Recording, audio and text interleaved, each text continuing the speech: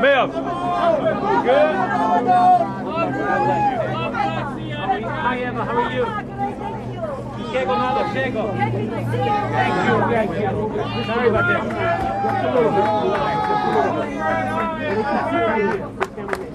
Okay.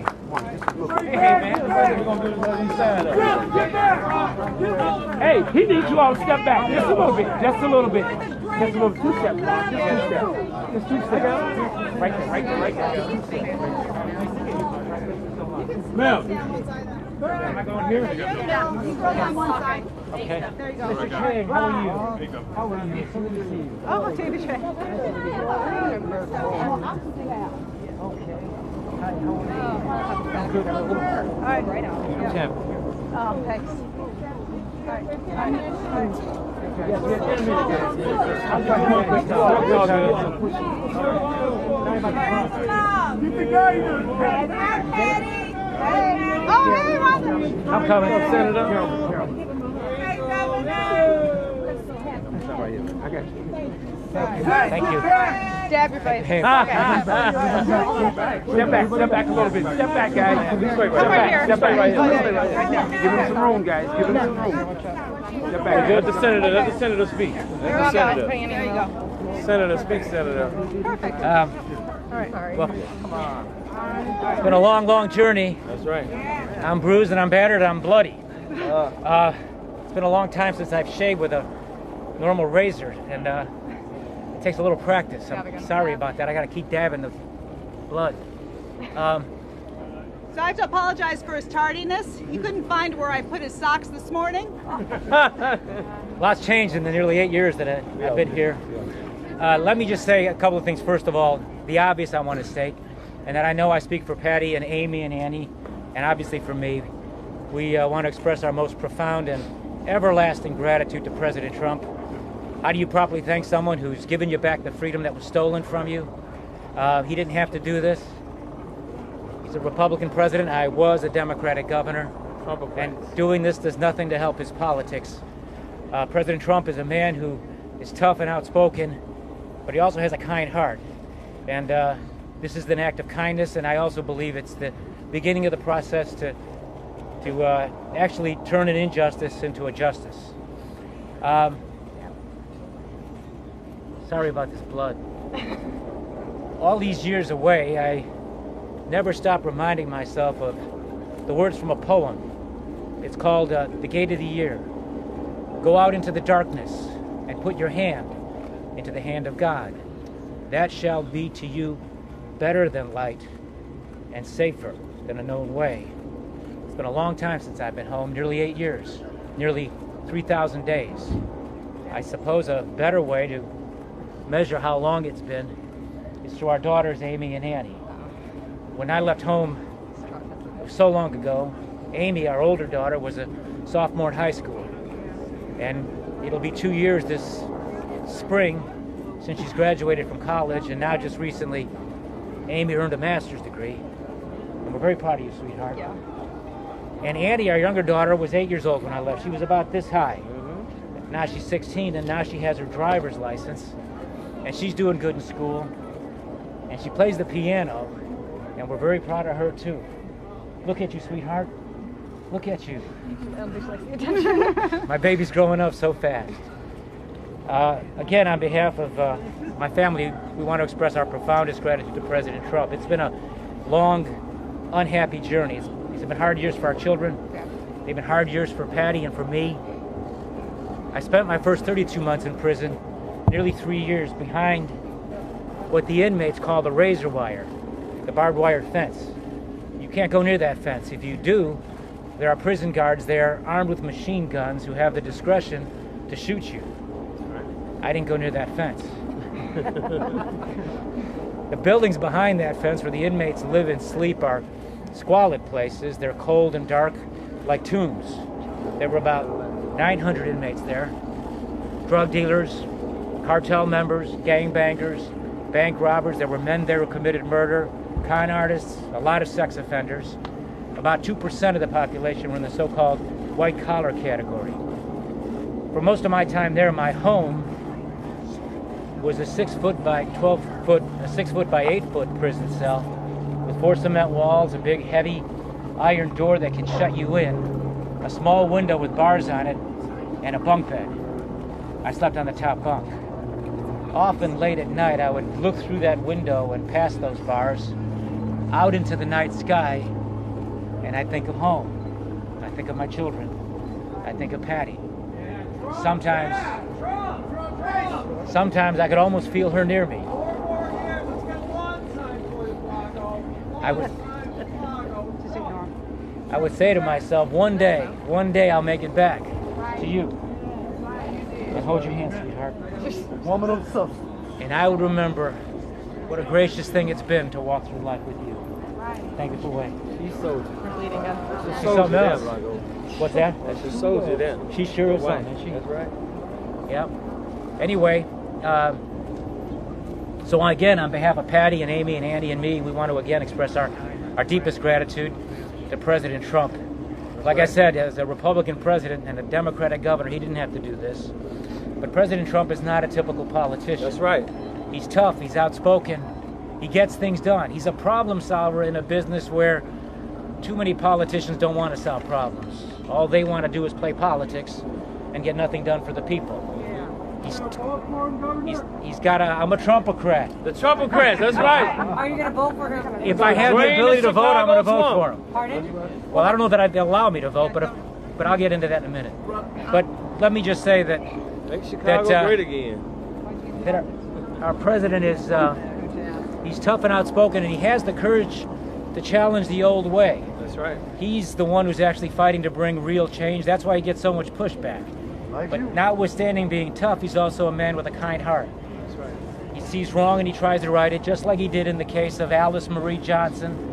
You know who she is, the grandmother from Alabama who served 21 years in prison on a life sentence as a first-time nonviolent drug offender.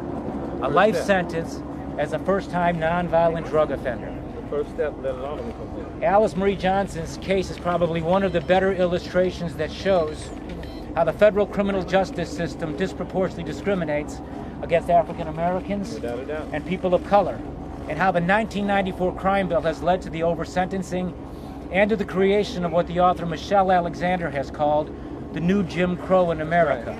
That's right. You know what I'm talking about? That's right. Dump the Clintons. 1994 crime bill passed by my fellow Democrats before I got to Congress.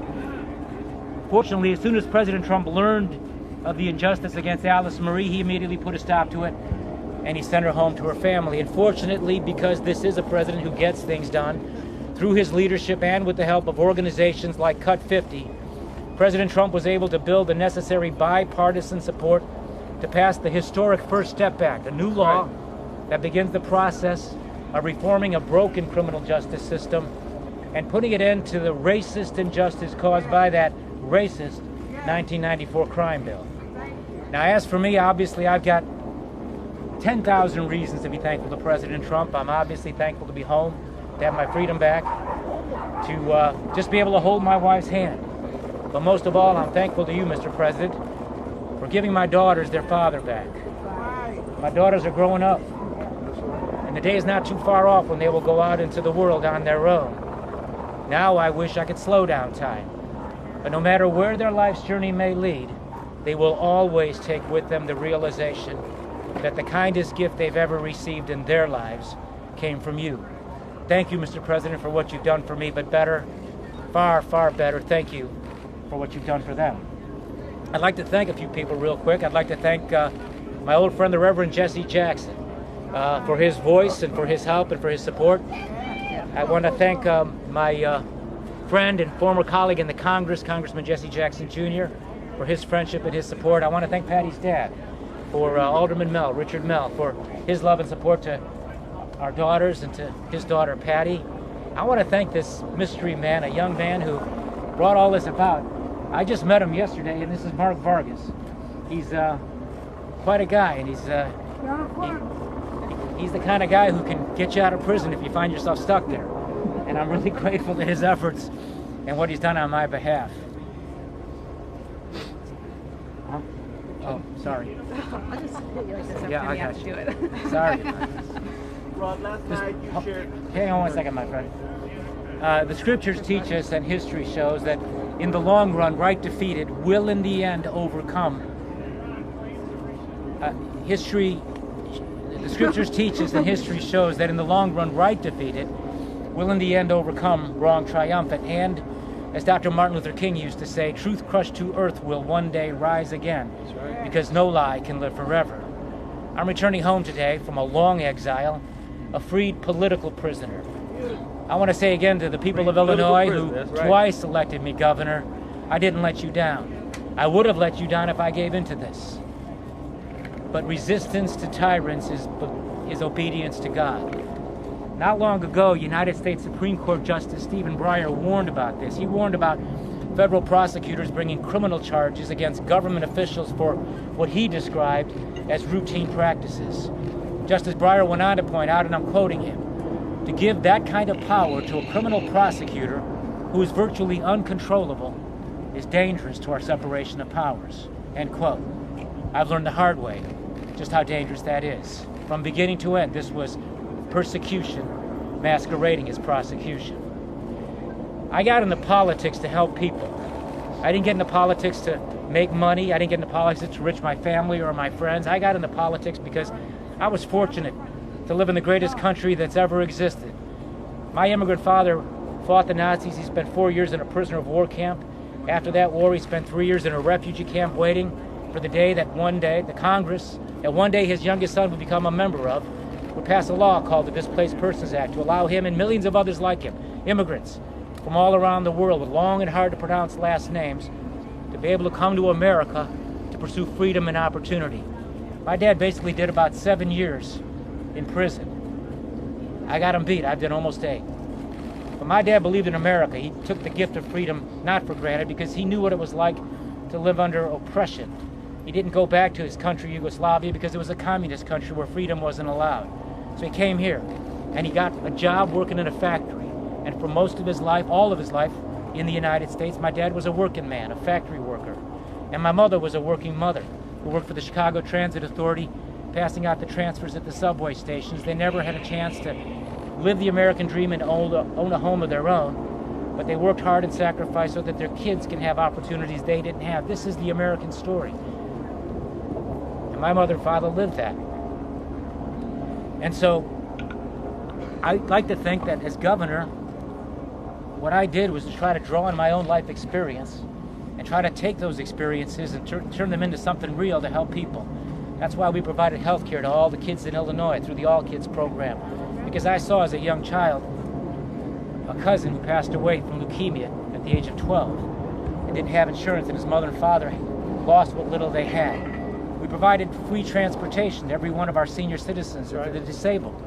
Because I remember my father as a senior citizen being part of a senior citizen discount card he had where he could take the bus for half the price. And we were able to take that and apply that to everybody in the state of Illinois. I wouldn't allow that swamp in Springfield and my fellow Democrats down there who just wanted to raise taxes on the working people to raise their taxes. And so it was always a struggle, a constant battle to try to remember who I was supposed to fight for.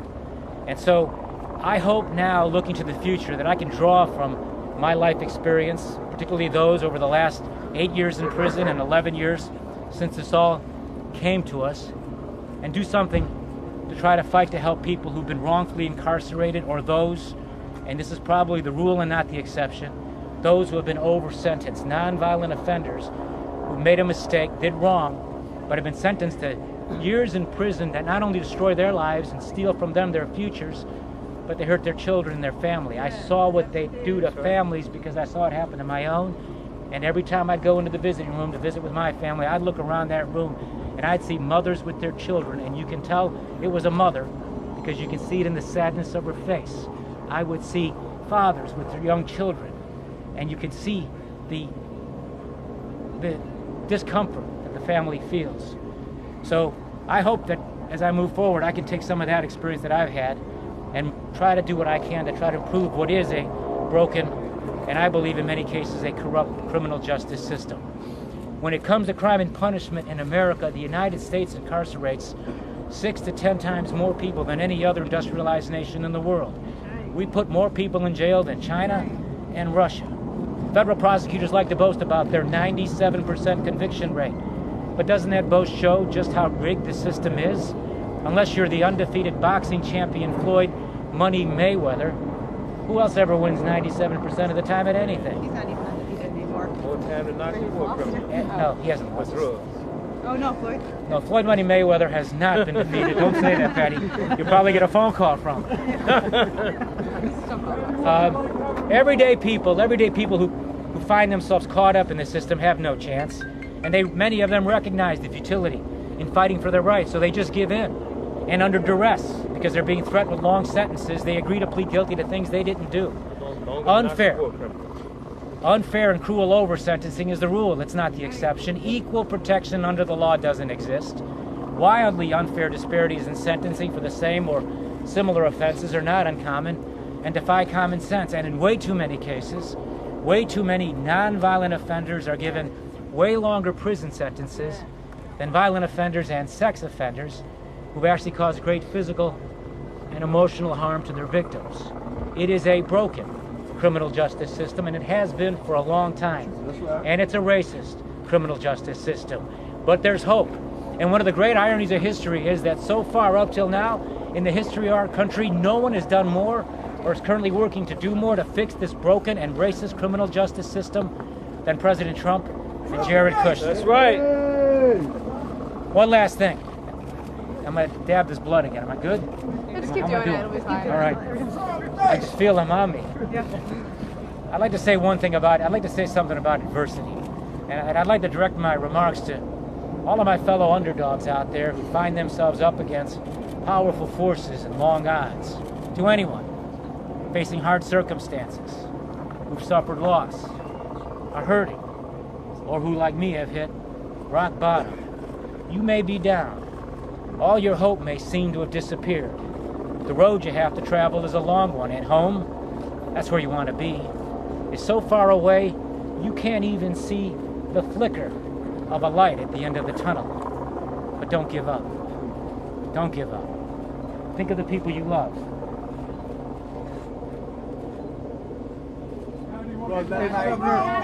I'll get it out. Hang on. Think of the people you love. That's where you'll find your purpose. My love for my family and my faith in God is what sustained me during this long and seemingly never-ending trial. It gave me purpose to stay strong and, along with Patty, to try to set the right example for our daughters, to show them that when adversity enters your life, even when your calamity comes on like a whirlwind, and just about everything has been taken away from you, and your heart's broken, don't quit. Fight. Keep fighting and persevere in storms and through the dark passages, and when you find yourself alone, all alone, in the lonely wilderness. Because it is there in that lonely wilderness where we are tried and tested that we must rise to our circumstances. We must rise above our circumstances and dare to dream. It is not an ending, but a beginning, where out of weakness we are made strong. Every mile I ran, every push-up I did, every book I read, every word I wrote was my way of fighting back, my way of using the time in the wilderness to prepare for a better day. Waiting in the shadows, waiting for justice, waiting and hoping. So live in faith, hope, and love. Vivir con fe y esperanza y amor. And if you have to, take a stand. And don't be afraid. You're not alone. You never go alone. That's right. It is so often the case that in the sadness of life, we look for God. My faith in Him turned despair into hope and made me strong, trusting that one day, through the grace of God, He would turn darkness into light and lead me home. Thank you. But the grace. Make Chicago great again. Make Chicago great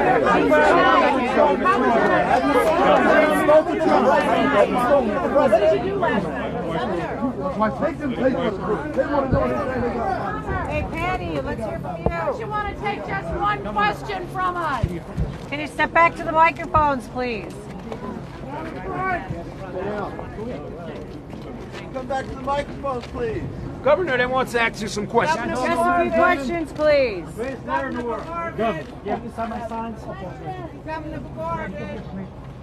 Patty, can we talk to you, Patty? Paul.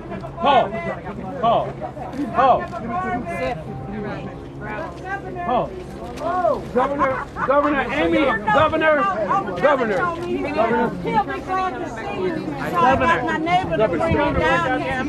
Would you sign this sign? Amy, you have a question for the governor? Thank you so much. Yes, sir. Amy, How are you? How about those Cubs, huh? yes, Governor. Yeah. Will you sign these signs? Amy wants to ask you one question. Well, I gotta wait. I don't want to touch Give me a second. I'll be back. Okay. Governor, can we get you? Governor,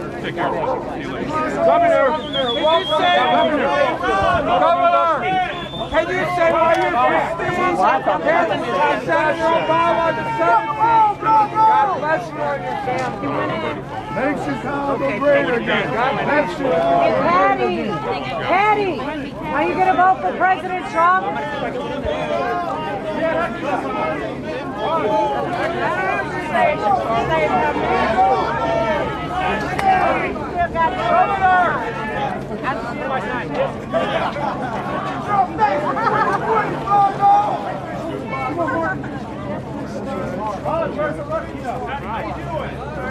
Good, how are you?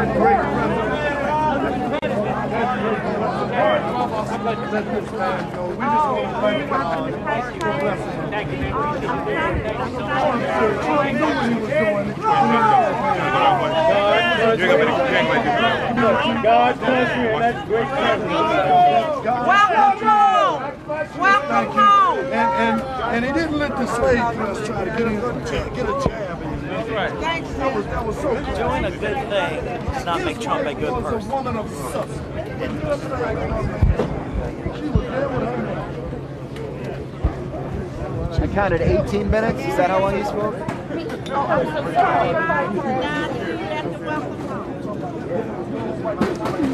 Okay, just slowly pull back. I'm just gonna slowly pull this. Was a woman of substance. Stayed with her man. Stayed with her man.